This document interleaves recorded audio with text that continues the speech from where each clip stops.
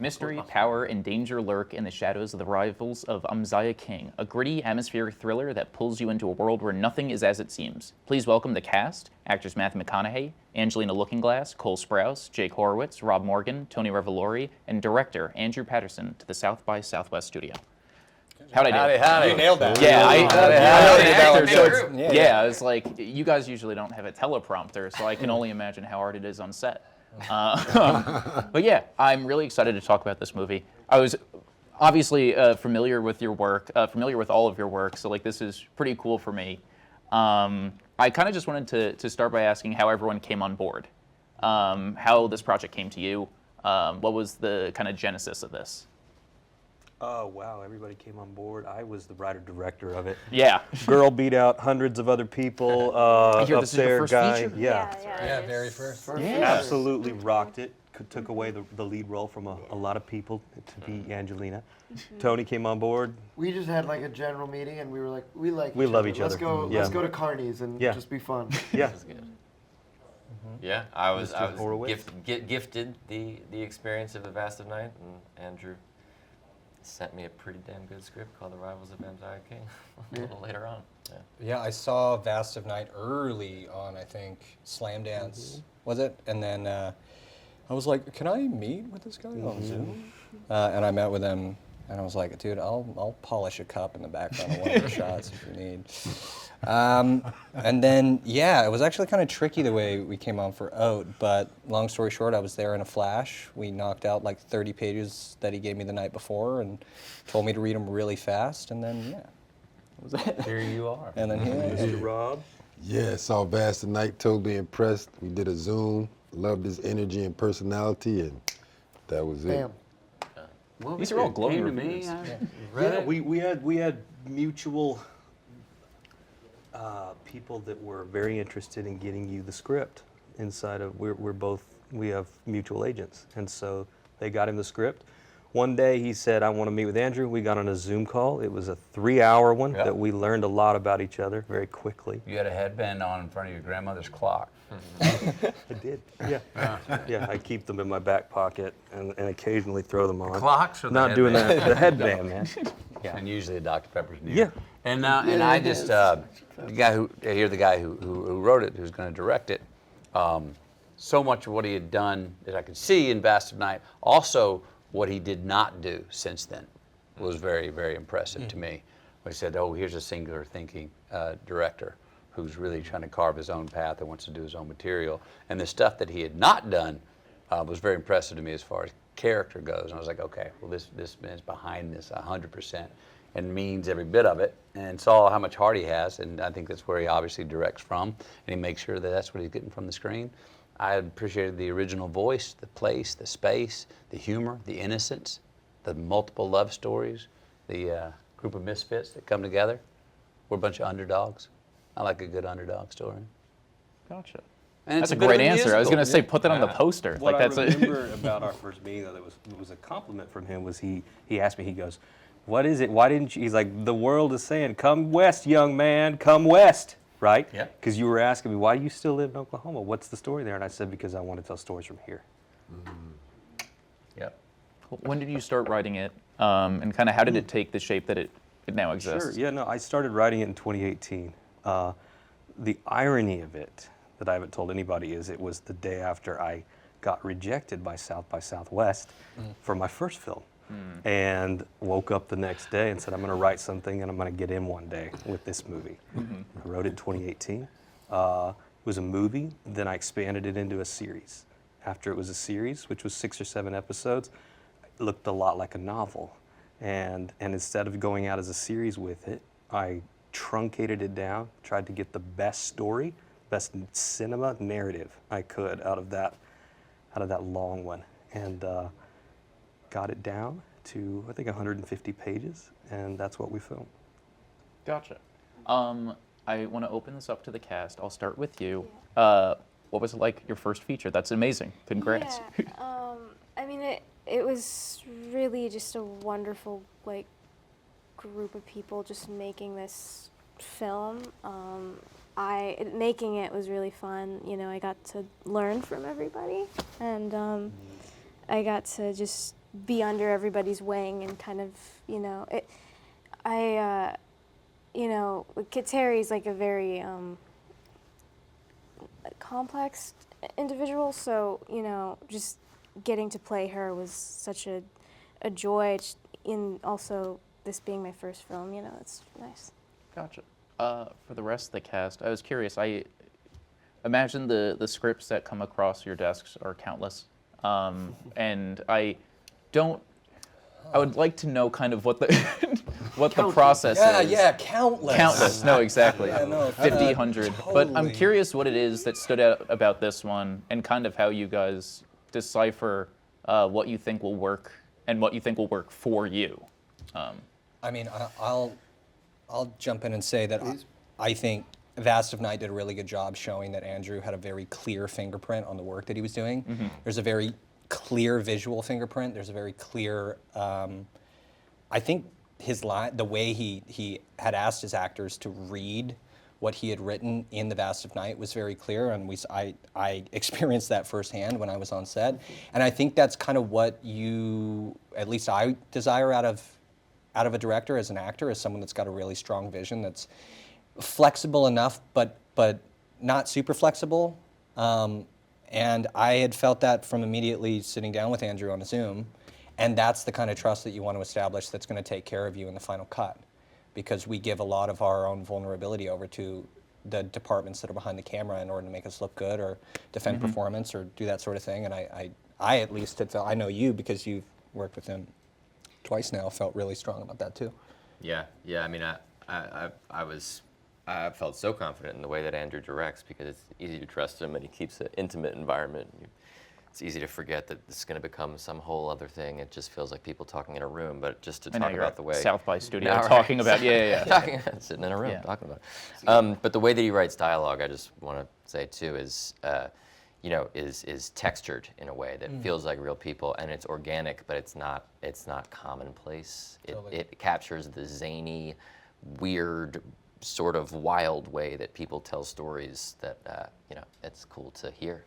Yeah, Cool to see. we can sing him his praises all live long day, and he's good, and he's great. Yeah. He really is. But what drew me to the story was the fact that it's a completely something I haven't seen before, in a space I haven't seen, about people I haven't seen before, and I think we've been talking about it all day. That this is something that I think the world needs to see. We talk about representation and everything, and certainly I do as a person of color, but also there's a certain part of this country that doesn't get shown or gets shown in a specific way, and I really love that this movie, I don't know, it's real.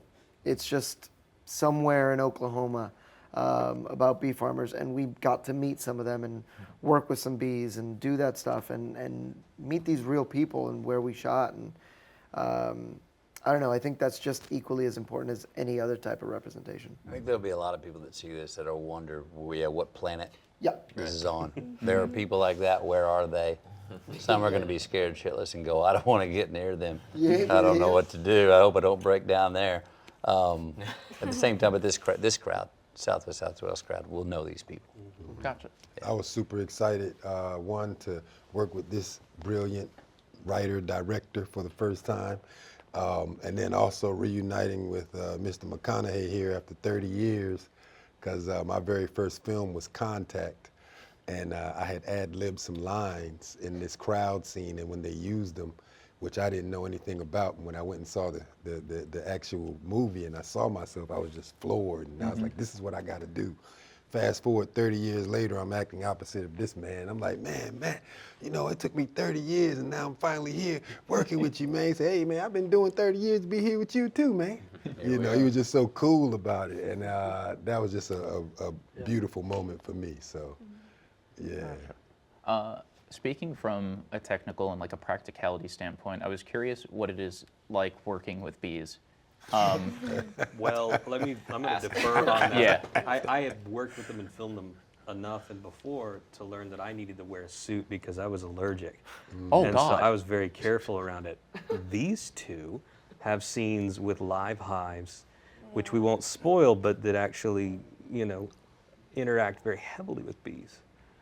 Yes. And so the only thing I can say from a technical standpoint is And we can't wear masks and stuff. Well, I was 'cause going to say you have to be like in it. This is someone most that real yeah. beekeepers walk up without anything on. Yeah.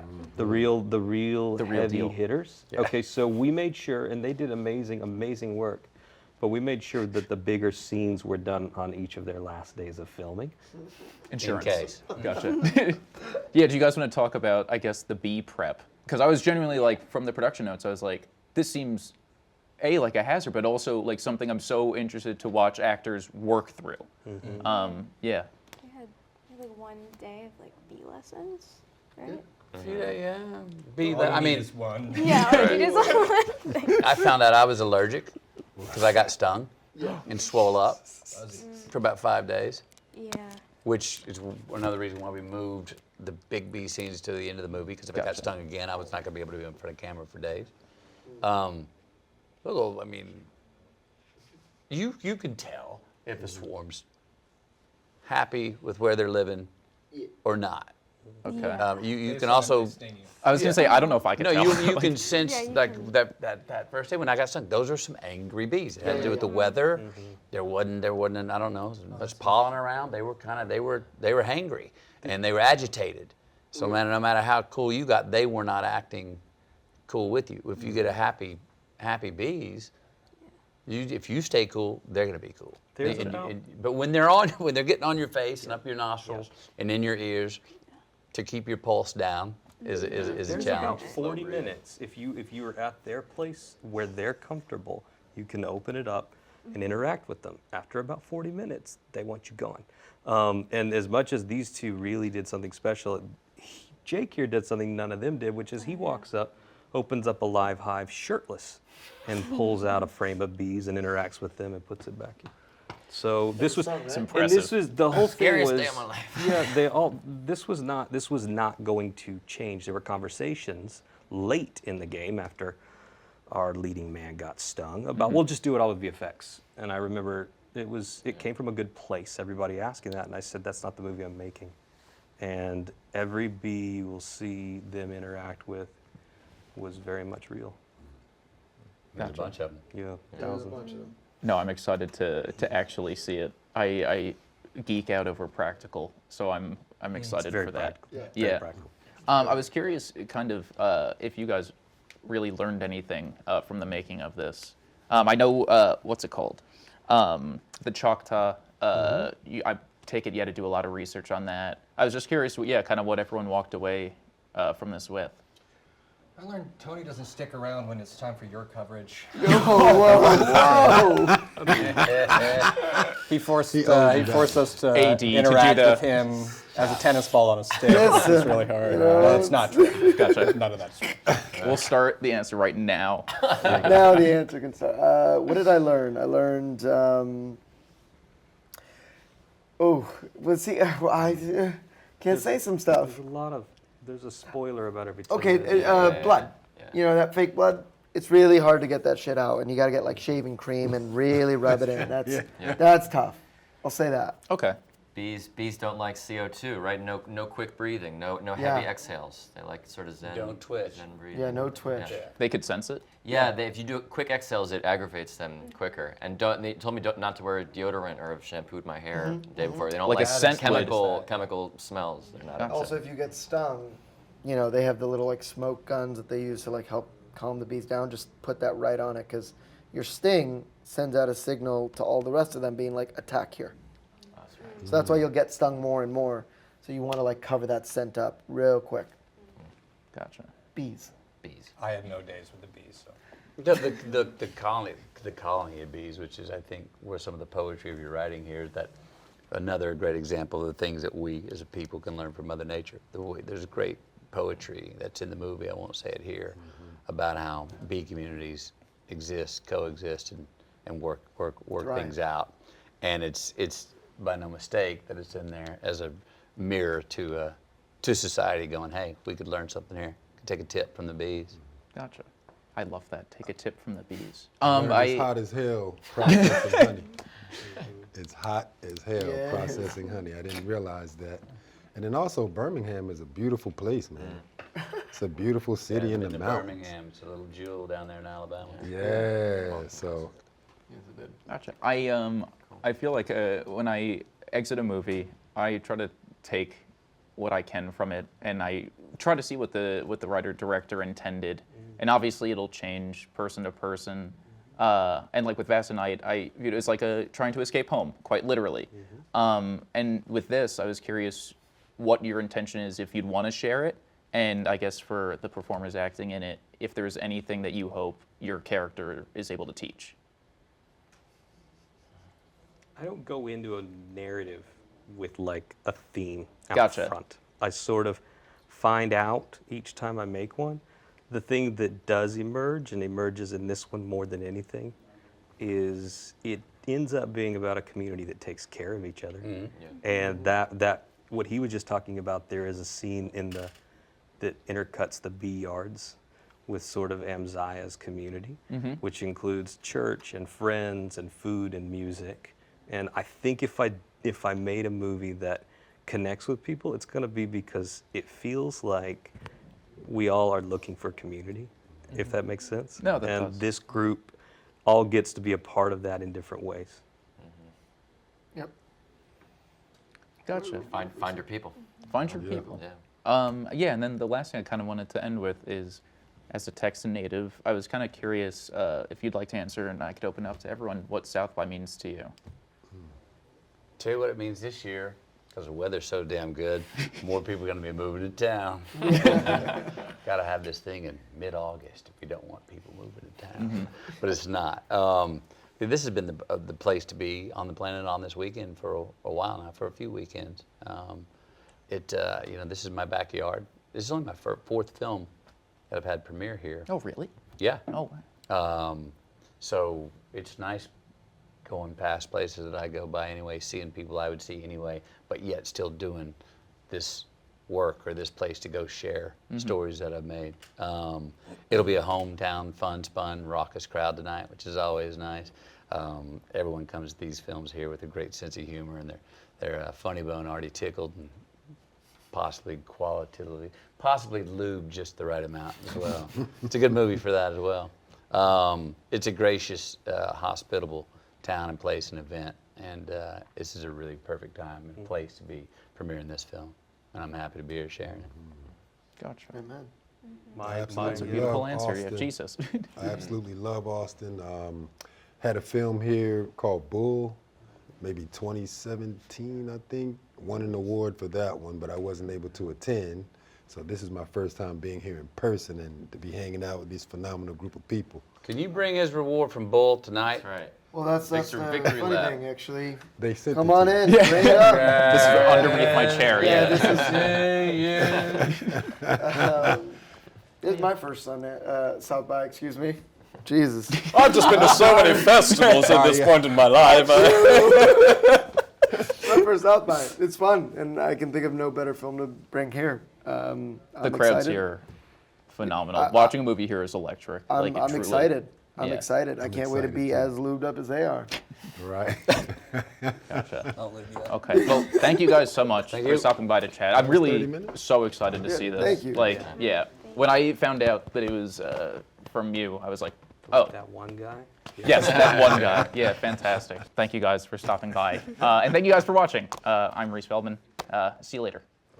Cool. Sweet. Thanks. Thank you guys so much. Thank you. Yeah. Great as Enjoy your always, time in dude. Texas.